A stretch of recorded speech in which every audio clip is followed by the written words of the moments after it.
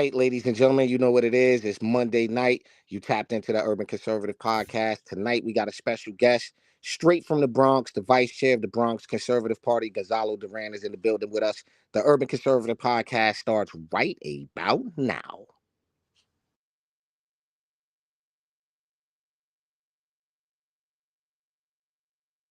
Welcome to the Urban Conservative Podcast, where we do not believe that avocado toast can save the planet or the world will end, because cars use gasoline. You won't hear that Wi-Fi is a basic human right, or that billionaires are secretly supervillains. Here, we do not believe that electric cars run on hopes and dreams. You also won't hear that anyone who disagrees with us is a fascist, or that socialism will make everyone rich. You won't be gender affirmed or offered any opportunity to share your preferred pronouns. If this causes you any discomfort, please rest assured that we couldn't possibly care less. For everyone else, thank you, and please stand by. My fellow Americans, it's time for the Urban Conservative Podcast. This is without a doubt the best podcast on the internet. It's about to go down here on the Urban Conservative. 3. All right, ladies and gentlemen, you know what it is. It is Monday night, therefore time for the Urban Conservative Podcast. Yours truly, Abdul Ali, on camera. The other half of the TUC twins is not on camera. My twin brother from the same mother. I'm not even going to show y'all where I'm at right now. I'm man down, but I could not miss this show. Very important show for me and for the folks. But how was your weekend, sir? I know it's Monday night, but how was your weekend? Fantastic weekend. I don't want to say eventless, but we got some work done. Got a chance to bounce around a little bit, do some voter engagement work here in Charlotte. Had a big shouts out to the Mecklenburg County Republican Party. Had our precinct reorganization meeting on March 1st. If you're in the Charlotte area, is the Republican Party of Mecklenburg County's GOP convention. So that's again March 1st. That's going down at Victory Christian Center. And then in April, we will have our district convention. I am running for district chair, so far unopposed, but I'm looking forward to doing great things here in the 12th Congressional District in Charlotte. Ladies and gentlemen, as you see it flashing across the bottom of your screen, tuconservative.com is the website to support our mission of sharing conservative values and principles as well. That's the FDF website down there. Is it really? Yeah, it says FDFNC, but shouts out to them too. Shouts out to them too. There's actually a business meeting going on right now that I am not on.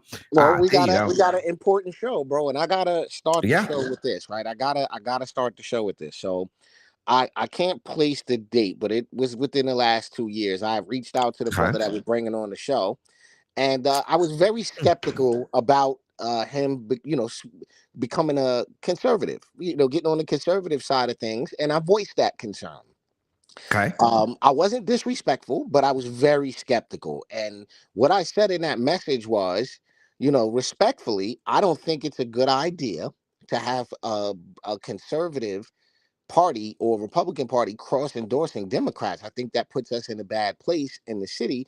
However, I will watch and I will see what you do, because that's what we do here. We base things on merit of people. And I have to say, to say this right now, I am extremely proud to see what this brother has done. He's been consistently pushing the conservative line. He's been consistently promoting conservative values and helping organize in the Bronx and doing some amazing work. So I stand corrected and I am no longer skeptical. But ladies and gentlemen, for the first time on the Urban Conservative, we'd like to introduce you guys to the Bronx Conservative Party Vice Chair. Gonzalo Duran is in the building. Good evening, sir.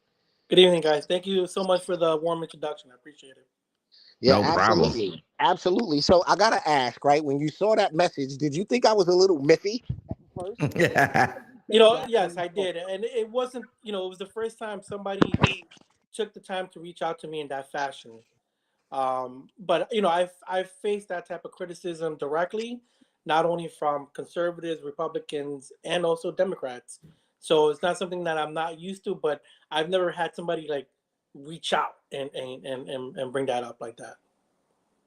So real quick, I wanna go back a little bit, and we didn't have a chance to talk a whole lot off air. A lot of times we don't do that with our guests. We want to get to know them on air so the audience can get to know them. So what's the backdrop? Where you from? All that good stuff. Give us the come up story real quick. So I was born and raised in the Bronx, but my family were undocumented individuals from El Salvador and Ecuador. Mm, I in the Belmont area of the Bronx is where I got my education.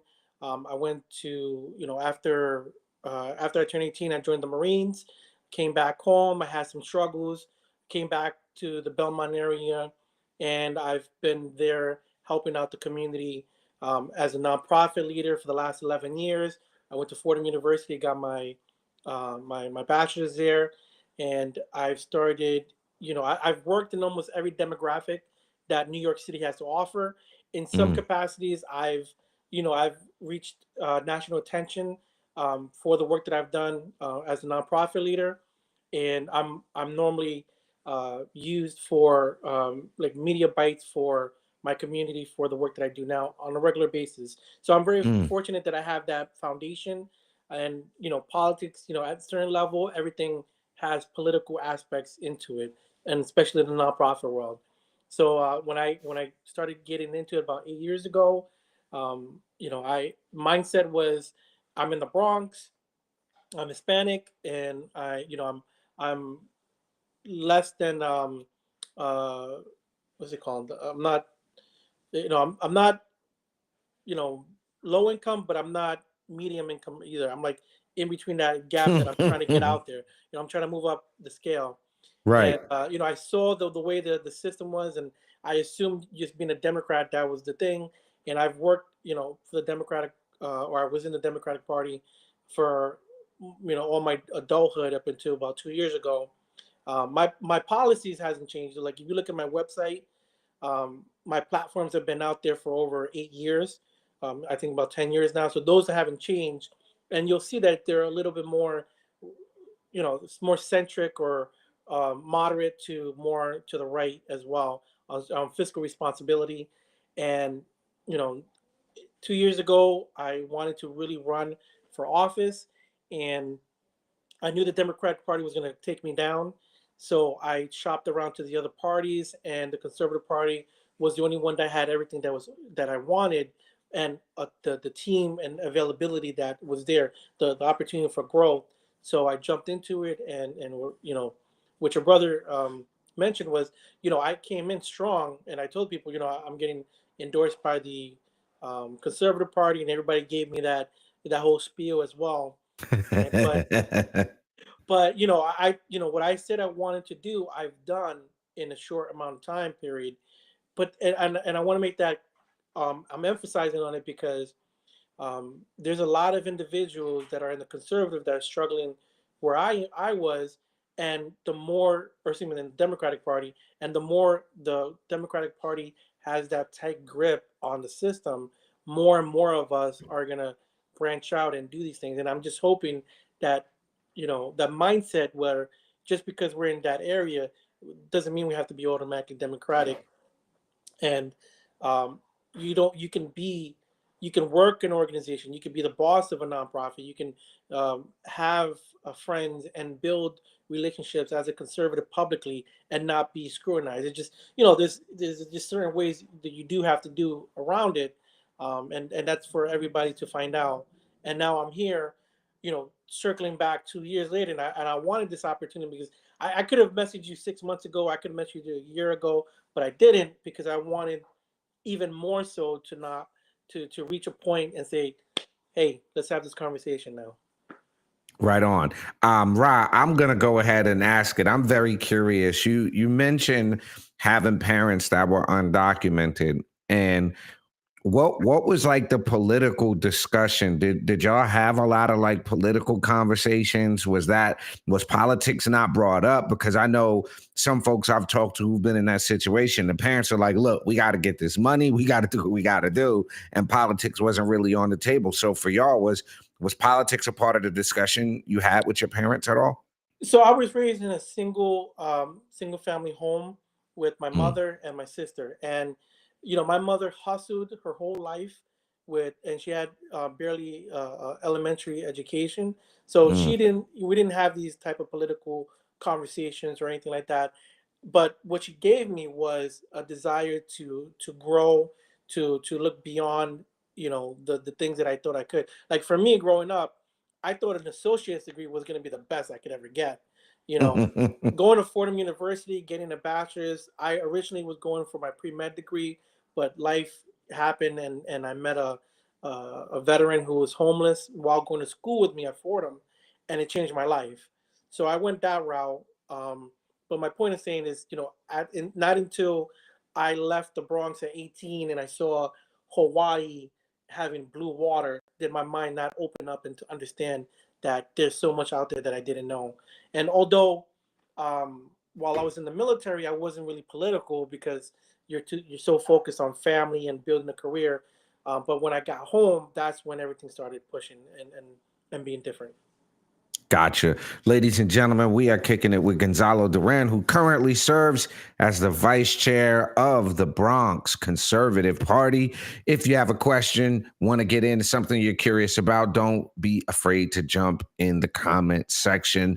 Real quick, when we talk about military service, we talk about the situation growing up. I mean, I served in the Army, and I'm sure that gives you a sense of patriotism.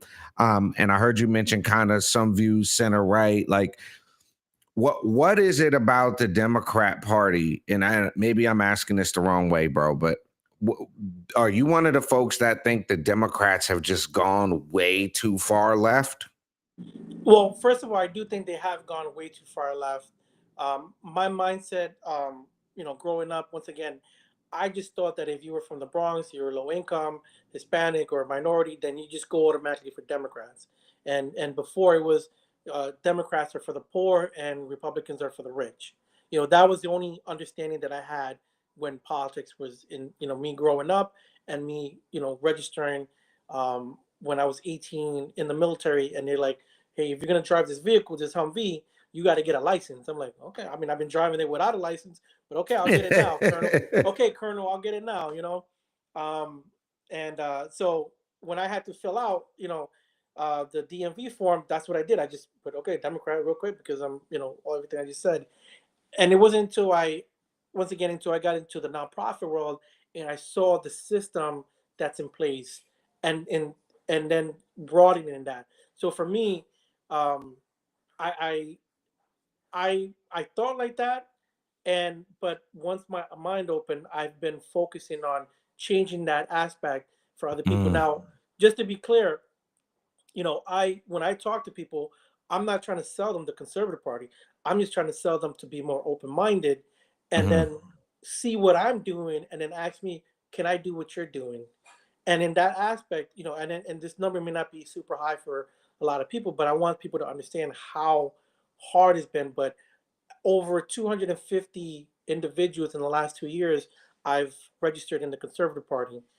Just so people understand, there are districts with maybe uh, 5 or 10 conservatives altogether.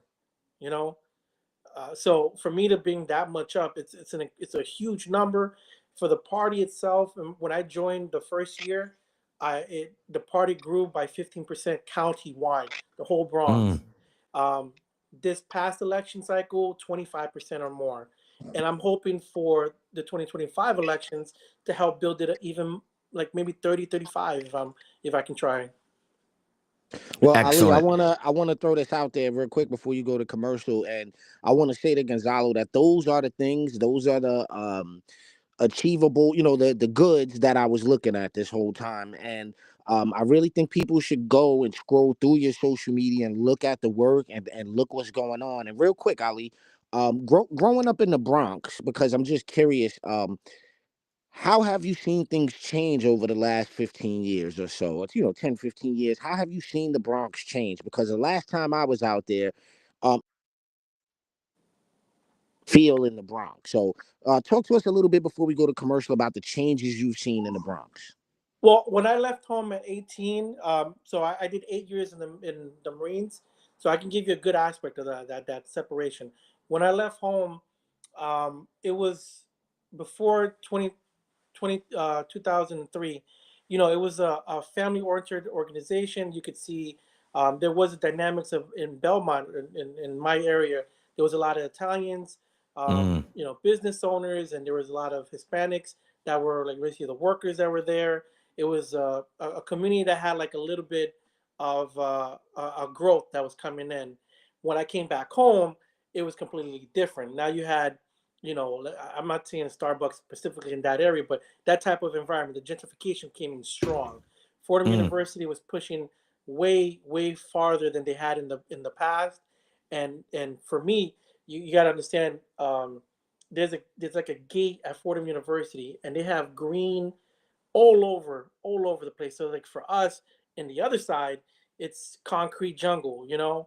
So to see that difference in our lifestyle, to understand that that the separation is that school is like 60,000 a year. So most of the people will never even know what it looks like inside because they can't even afford to get past the gate. wow. And so now that it's been 10 years since I come home, now it's even more so. Like it's no, I don't see it as being a family oriented area anymore. It's more growing to be like the next, you know, Brooklyn, where the Nets are, Mm, you know, that area. And if we don't progressively push back, um, the normal person won't be able to have an apartment in the Bronx. I got priced out in Belmont, and now I live in Katona Park East. So that's another dynamic thing right there. wow. Ladies and gentlemen, we are kicking it with the vice chair of the Bronx Conservative Party, Gonzalo Duran. We're going to take a very quick commercial break. We'll be right back. Don't go nowhere here on the Urban Conservative. Y'all don't move. The Urban Conservative is sponsored in part by Gyra Family Farms, providing your family with fresh meat, eggs, poultry, produce, and so much more. Visit gyrafamilyfarm.net to find out about their summer farm camp program, events and classes, and their exclusive Farm Share membership, which will give you 15% off all your purchases. Again, visit Gyra Family. This season of The Urban Conservative is brought to you by Homium, helping to build generational wealth for historically disadvantaged groups, low-income households, and first-time homebuyers.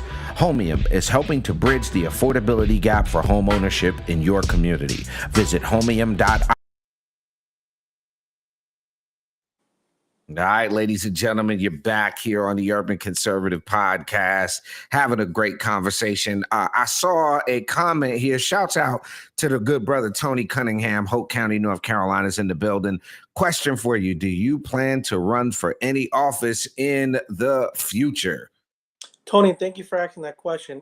But if we can go back 1 second, I see you have the Sure. state party's website up.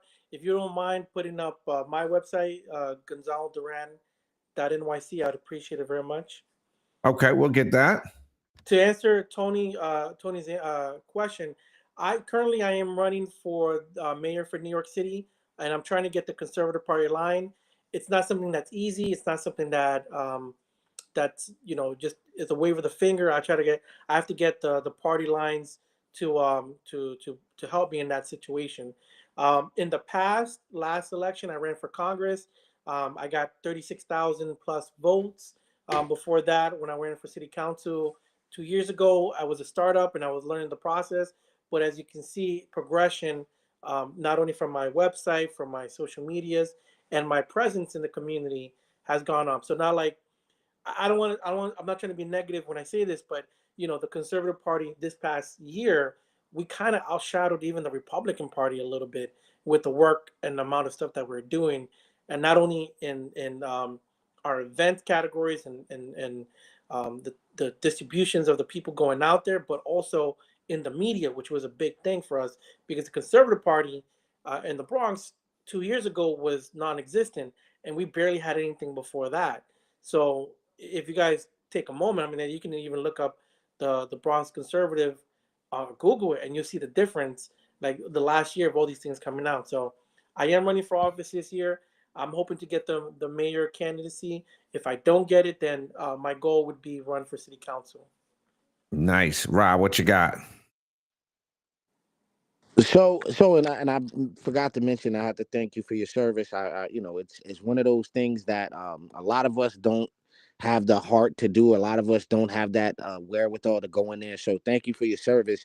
I also want to ask, what did you see as the impact of Trump coming to the Bronx? Because you were the vice chair when Trump came to the Bronx, and I think that was a big deal. So what impact did you feel there in the Bronx when Trump came through there?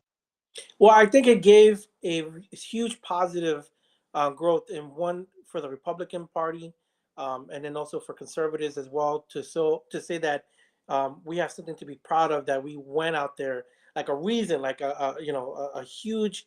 It was a huge impact. It was just a huge impact.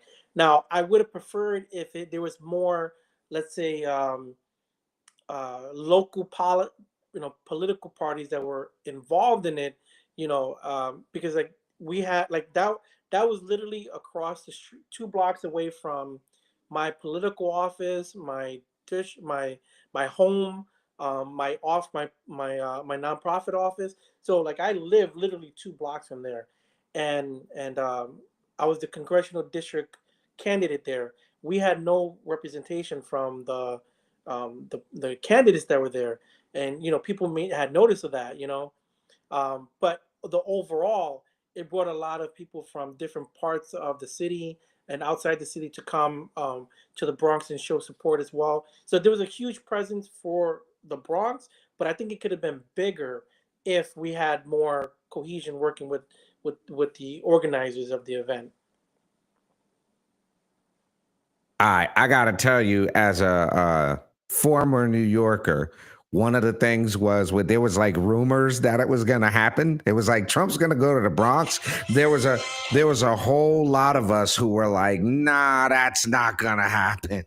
Like there were a lot of us, especially down here in North Carolina. I can tell you, we were like, no, there's no way Trump goes to the Bronx. There's absolutely no way it happens. So to see that actually happen in the flesh, to actually see him do that, I'm sure like unreal situation. So I'm curious, what do you think, what has been like the feeling of Trump on the ground impacting now in the Bronx? Like it's only been a couple of weeks, but what do you think the impact has been? Have y'all seen an impact of what Trump is doing there on the ground now?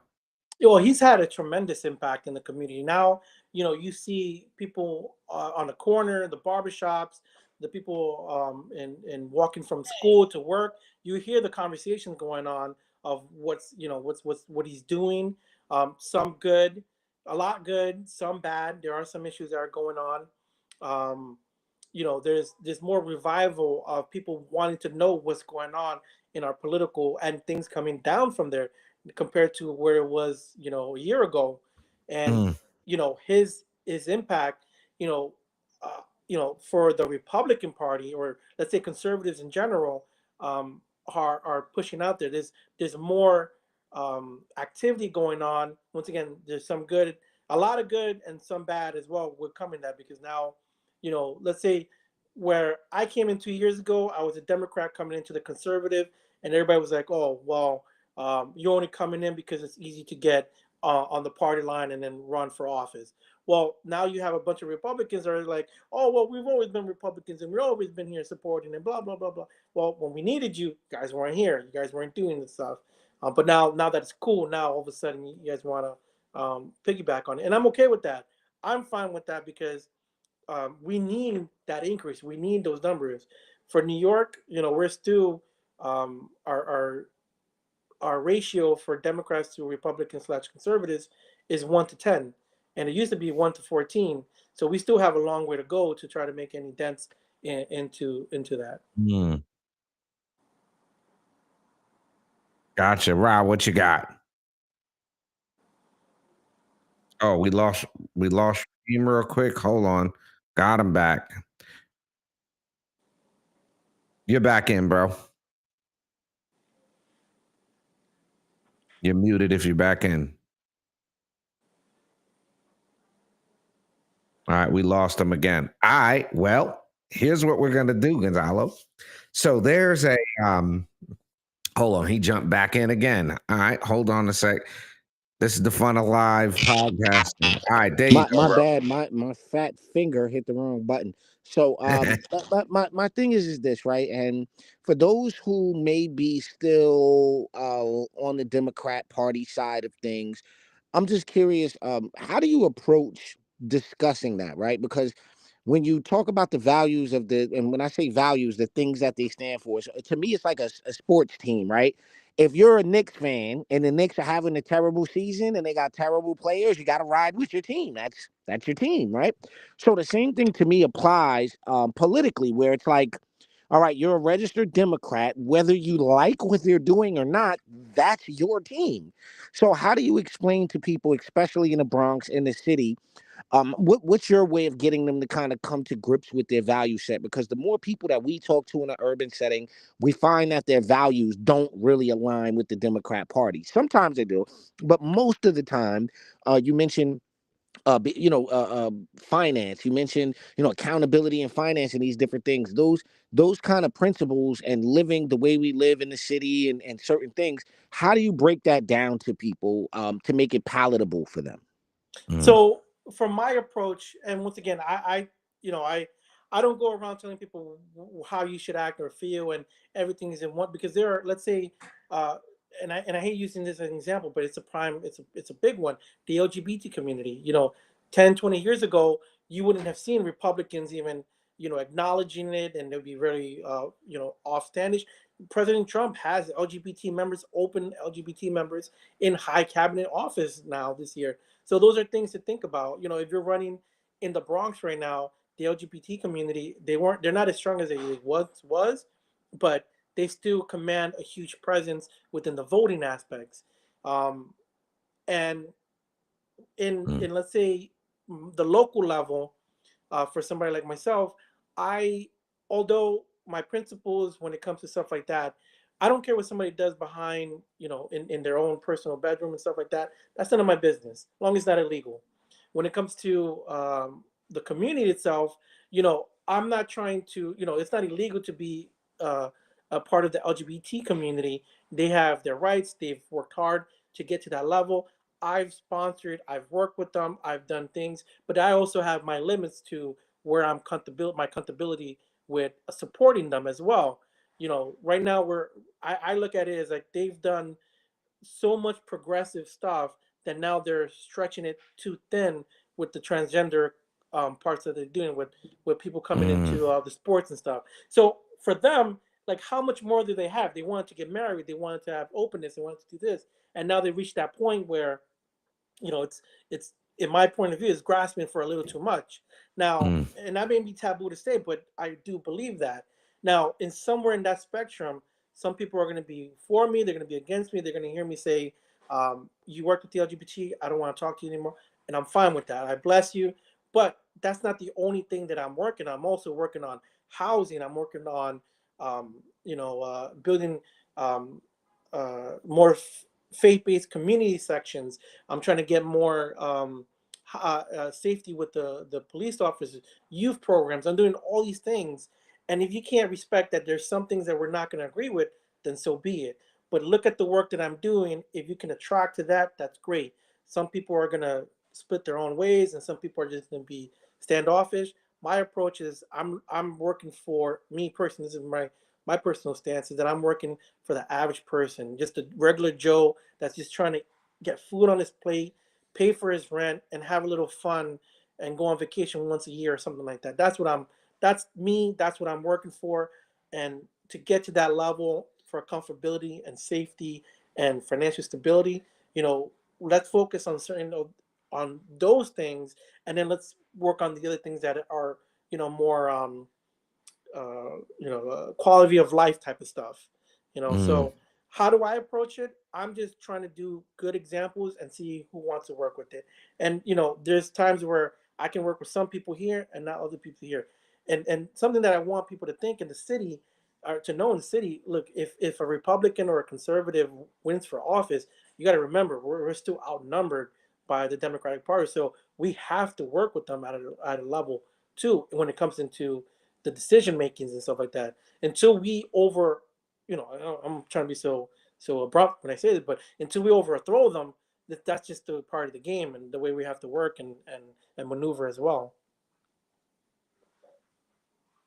Roger that. Understood. Ladies and gentlemen, you're checking out the Urban Conservative Podcast on a Monday night. This is an interesting conversation we're having. I want to one last thing before we get to the lightning round. Um, what do you say to the people outside of New York that may be in a similar situation like you are? That's looking at getting outside of it. What's the one thing about the Bronx, New York City being there that you would want people from out of state to kind of know about the fight, the political fight that you guys are in there? Like what would you want everybody to know? That's a great question. Thank you for asking. I've been trying to find ways to get that question told to me so I can push it out there. First of all, we're not going to win anytime soon. We're not going to be winning any seats. We're not going to be winning any functions. We need people from the outside to to uh, to help us, to invest in us. We don't have the numbers to fight back. We're uphill battle, like this is David and Goliath type of stuff. Except we're David right here is getting knocked down every single time, every single year, and it's hard to keep people motivated. It's hard to keep the finances and the doors open and the numbers structured. So for the people out there that are listening, if you're from Ohio, if you're from Kansas City, you're from California, even if you're not in America, you have the ability to help our parties, our at the state level, at the county level, the candidates themselves. Until we make some really big drastic change, it's Mm, not there's not going to be a lot of movement in what we're doing. Like until the Bronx can say that we gave a good blow to the Democratic Party, and I'm not trying to like hit on them, and be negative towards them, but we're talking, positions. So we have to talk in that manner. Until we deal a big blow to them, it's just going to be a unilaterally political system here in New York City. So for the people out there, look, there are people that are faith-based individuals that want fiscal responsibility, that want the nuclear family, and et cetera, et cetera. Um, and we need your support. We're not. It's not that we don't want to be in positions of power. It's not that we don't want these opportunities. It just we're struggling here. We're at a cap. When um, for the Bronx, I want to say just throw out some numbers and just so people can understand. Let's say the Democratic Party, and these are not accurate numbers, but just work with me here. The Democratic Party in the Bronx may be 3 million strong, where the Republicans are 500,000 strong, and then the Conservative Party is 3,400 mm, strong. So once again, those numbers, that even if the Democratic Party 2 or 3% are voting, they already outnumber our numbers to begin with.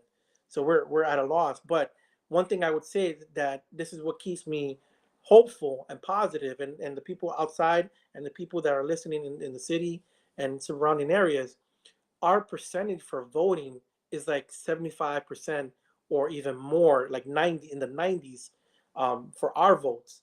So all we really have to do, let's say for city council, in District 17 2 years ago, we had 180,000 people in that district, 80,000 registered voters, and the city council person won with like maybe 3,500 votes. That's winnable. mm, That's winnable if we one, increase our numbers, and two, put candidates out. Well, we have to put candidates out there. We have to increase our numbers. We have to push out there. And recently, I penned an article. I did two things. That one was good, and one was bad. One, I put a press release out there regarding the state party not putting any people of the panel that we recently had at our conference that were minorities, and that purview. I'm not trying to talk about DEI. I'm talking about people that have earned their place in those positions to be able to speak. And in the end of the day, if you only have, statistically speaking, if you have just a bunch of white people talking in a room, you're probably just going to have a bunch of white people in your audience. So you're missing out on other demographics that would want to be in that position. That got me a little tardy right there for me on that part. But I followed that up with an article to them saying, if you want urban voters, here's a blueprint. Read it, listen to it. I'm not just complaining. I'm telling you how to get it done, because I want our numbers to increase. I want to be able to say, um, you know, look, if from this conversation here to God here, um, if I do win my office, guess where I'm going to be the first interview that I expect. Hmm.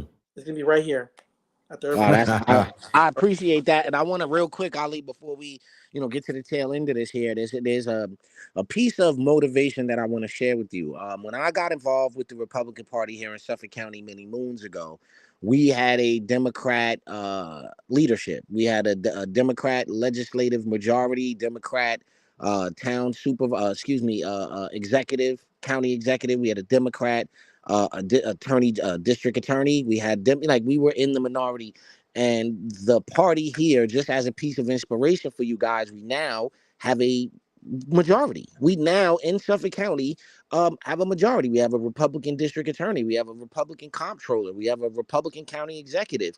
Our legislature is Republican. And that doesn't take away from some of our legislators doing great work, but I want to share that with the listeners because these things are possible over time. It took 22 years or something like that for that to happen. So what Gonzalo is saying to you guys is doable. It's attainable. Is it realistic that we're gonna, flip New York City this year? Probably not.